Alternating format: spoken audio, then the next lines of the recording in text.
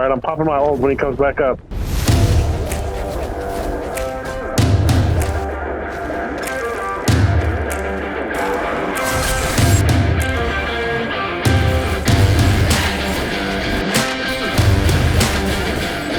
I'm ulting, kill him quickly!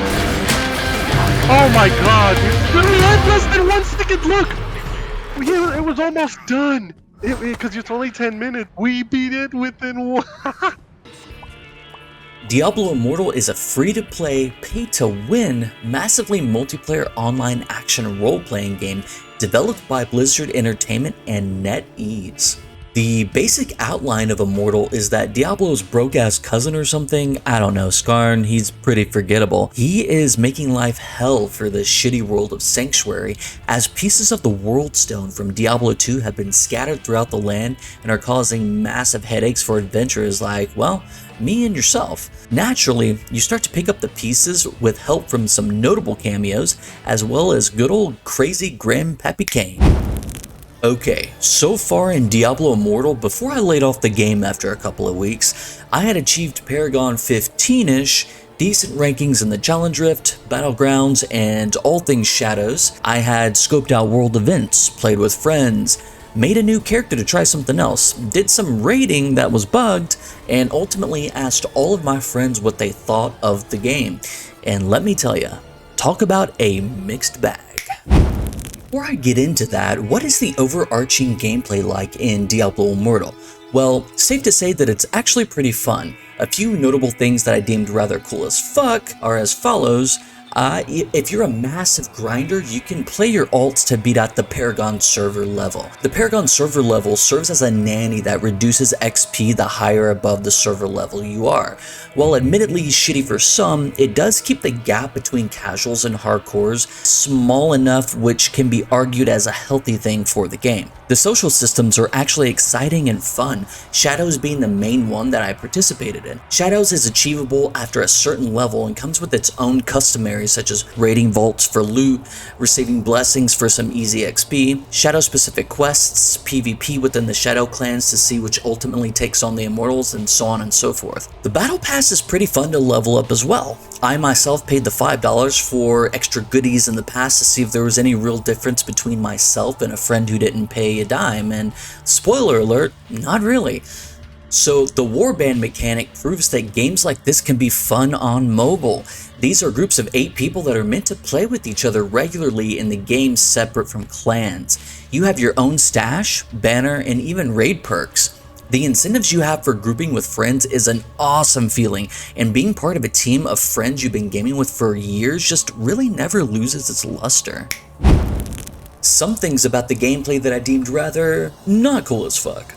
Gameplay itself is smooth as butter on mobile with easy tap controls and no real lag issues on my junky old phone. Yet, this game is also a fucking janked up mess on PC with mouse and keyboard. More on that later. Level gating / Paragon gating feels shitty if you're not in catch-up mode or leveling alts. Bounties always feel shitty with only moderate XP gains to look forward to instead of cool gear, with really the only upside being that you further your bestiary and get decent loot from that. There's always a red tab indicator in your codex that's there to just solely remind you that your gear sucks, you suck, and by God your family sucks. Even after watching Asmongold spend a couple $1,000s, his gear rating was still poor to fair. It's just simply a manipulative spending ploy. Since I have more to cover in the following segment that I don't normally talk about, I'll combine graphics and music here as an overall presentation. So to be completely honest, this might be the prettiest mobile game I have ever personally played, and I actually get down on a few mobiles. While this game looks pretty on mobile, the PC beta version has plenty left to be desired in terms of, like high-res textures and frame drops occasionally in large populated areas. However, the music being completely even on both mobile and PC is absolutely stellar while being creepy when it needs to be, and epic as fuck when it's telling a segment of a story that requires as much. I've always been a fan of Diablo music, and everything from the intro screen to the last boss is just simply perfection in my book, so at least Immortal has that going for it.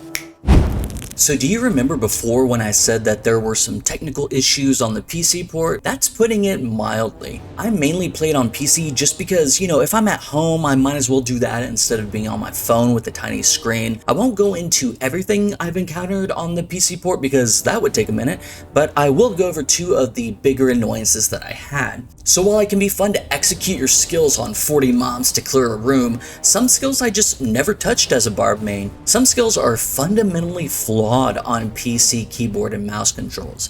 From not being able to aim correctly to pressing a button and it just not doing a damn thing, the PC controls are fucked. Not only that, but after changing my key bindings on PC and then switching to mobile while waiting for a haircut, I noticed getting back onto PC reset all of my keybinds. Awesome, so fuck this PC port. Seriously, I would have been better off with BlueStacks, I'm sure. If that wasn't bad enough, there's some sort of memory leak issue or underlying bug that slows down frame rates to the point of having to shut down the game and completely restart. The restart acts as a refresh until it inevitably gets to that point again, which could be 30 minutes to an hour later. Regardless, it's a vicious repeating cycle, and they claim it's in beta, but this truly just feels tacked on instead of tested.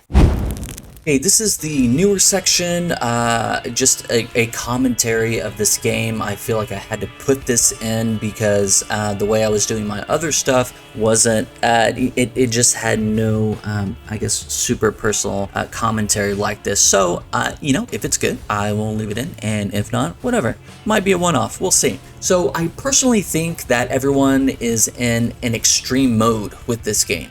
People who are the crux of the game are old Diablo PC players, and they are on the extreme hating end, while there are some who are in the middle who kind of ignore all the bullshit, super neutral, and yet there are others on the far opposite end who either haven't gotten to the end game to see the obstacles, or it might just be playing and saying free to play as possible out of pure spite, from the bad press and mean Reddit comments they received about the game. Now, I have railed on Diablo Immortal quite a bit thus far, but my true gripe of this game comes from the gacha game mechanics that allow it to be a worse game for the possibility of profit. I don't think you need to spend money to have simple fun playing Diablo Immortal. I just think you need to spend money to have the most fun playing Diablo Immortal.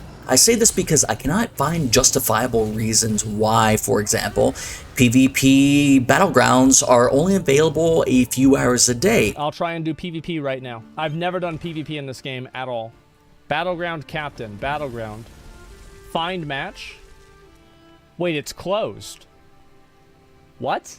You can only PvP from 6 to 8 p.m.? PvP is only for 2 hours at a time.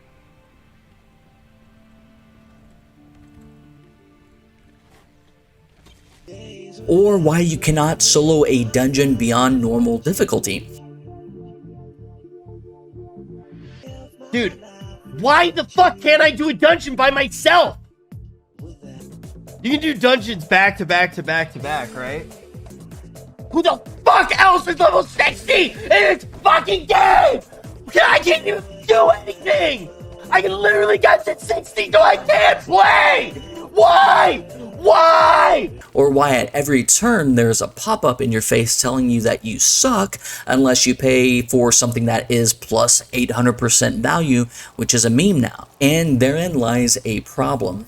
800%, 500%, 120% value of what? Who or what value is being gauged and how? If it were just these stupid expensive ways to overpower and outlevel the poor person standing next to you, okay, so be it. Everyone would know what kind of game it was. But even the gacha mechanics have gacha mechanics. For example, the Eternal Legendary Crests and the Legendary Crests, they look the same, except one is Michael Jordan and the other one is Scottie Pippen. And that's me being nice. And what about the Rare Crests? Well, that motherfucker is Bob Hansen. Do you remember him? Exactly, Garbo. What's more garbage is that I didn't even tell you the difference between the two Eternal Crests, and the only way you can find out is by freaking Googling it or YouTubing a video, in which there are plenty, because nowhere in the game does it tell you drop rates or differences or what you can garner from each crest. All it lets you do is pop those motherfuckers inside the Elder Rift and spin that slot machine. Nice. Nobody likes being suckered. Just look at Enron in the early 2000s as an example. Also, nobody likes inconsistency, which is probably why a company like McDonald's is so damn successful, at least partially. All of this to say that I understand all of my friends that have completely shut this game off or uninstalled it. Diablo Immortal raked in $24 million of revenue in microtransactions within 2 weeks of release. Keeping with that trend, it will amass about $50 million a month. While that might be quite impressive, do remember that, a game like Candy Crush pulls in about double that a month, but, it's consistent at it. See, I don't think Diablo Immortal will survive at the level Blizzard wants it to. My friends list on launch day was about 15 to 20 people max playing Diablo Immortal for a week straight. Slowly that number has dwindled until now, well, as you can tell, there's nobody to be found. One friend told me, and I quote, "My personal beliefs dictate that my time shall no longer be consumed by live service model games.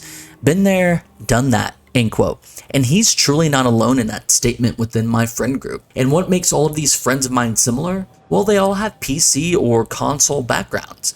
Diablo Immortal has tried to capture the mobile market by trying to appeal it to the hardcore base. In the end, I don't think it'll work out how they forecasted it. So yeah, we do have phones, bitch, but not all of us have pay-to-win bank accounts. In fact, some of us don't have bank accounts at all. But I won't lie, I did want to play Diablo again, the style of the game. And of course, we've got Path of Exile. The push for the removal of predatory-natured loot boxes, especially in games filled with kids and minors, has been gaining steam for quite some time now. YouTubers and Twitch streamers like Asmongold, YongYa, SkillUp, and ACG, to name a few, have been massive vocal critics of loot boxes in the gaming environment, not just with Diablo Immortal on mobile. Said he reached out to Senator Cruz's office about regulating loot boxes in video games. Where does the senator stand on loot boxes? Look, I'm happy to engage in a conversation with him. I'm happy to see what he has to say on it. As I understand it, the concern he's raising is a concern about gambling and kids. Different components of it. In games, I'll tell you, I don't like it when you can buy in-game items and sort of make your character stronger or get advantages. No fucking way. This adds another layer on top of the shit cheesecake that is Blizzard and its Diablo IP, and another reason why I think Diablo Immortal will ultimately fail in its forecasted earnings potential. If gamers can keep spreading the word and get it in front of as many faces and politicians as possible, perhaps something can be done. Or, at the very least, keep the pressure on companies from introducing these game mechanics for future titles, such as Diablo 4. The ultimate question in reviews is this: what rating do you give it? With titles as complicated as Diablo Immortal, how can you give it a rating? Okay, so you can give it a fucking rating. But maybe for me it's not so black and white. My rating system hasn't really been a system per se and is mainly just an opinion piece. However, I think it's important to move forward with something that helps you, the viewer, in determining something in the end. So from now on, ratings on this channel will be concluded as, is it worth your time? And is it worth your money? For Diablo Immortal, yeah, I do think it's worth your time, which may be surprising after the lashing I gave this game. Unfortunately, if you didn't get the jump start at global launch, I doubt any of your friends are still playing it right now, but I had a genuinely fun time playing with friends and leveling throughout the main campaign. But what I will say is, don't give this company any money. This game is predatory, manipulative, and if you start the money spending addiction now, it's one of the worst games to be involved in if you can't afford to do so. Play it for what it is, not for what Blizzard wants you to think it is. Casual non-spenders not familiar with the drama war will probably have the most fun, in all honesty. Well, them and the whales who have spent 100K. So, thanks for coming to my Diablo Immortal TED Talk. I'll see you guys next time.